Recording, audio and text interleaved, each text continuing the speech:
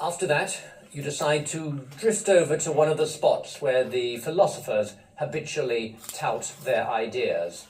We might not think of philosophy as a leisure activity, but the Greeks definitely did, and put a very high premium on it. The Agora was the place where Socrates did most of his teaching, as too, somewhat later, did the so-called Stoics, or men of the Stoa. The Stoics took their name from the fact that they used to gather in the so-called painted Stoa, one of the many colonnaded buildings in the Agora. Stoas were ideal places to hang out because they provided shelter from the elements.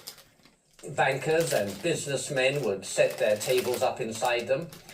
Incidentally, the Greek word for a bank is trapeza, meaning table, for the same reason that our word bank comes from Italian banca, also meaning table or bench.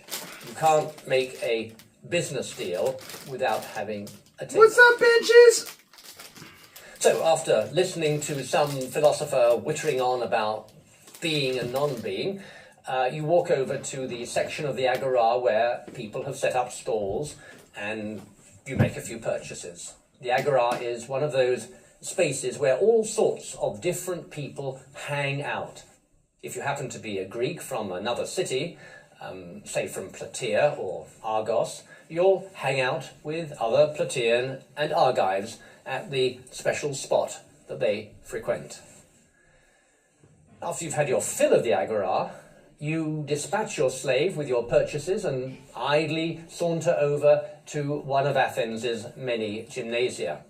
As we've mentioned before, a gymnasium means a place of nakedness.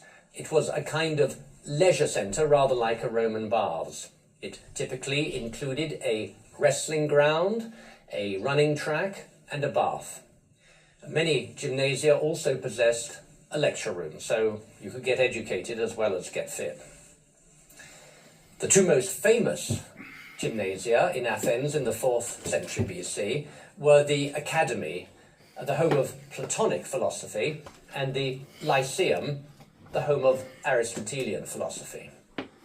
Largely, it was ephebes who patronized the gymnasia. The word ephebe, as we saw in an earlier lecture, means young men on the verge of manhood. But there's no problem hanging out there if you're getting up in years. There were a lot of elderly Greeks who liked to keep in shape and hobnob with the young.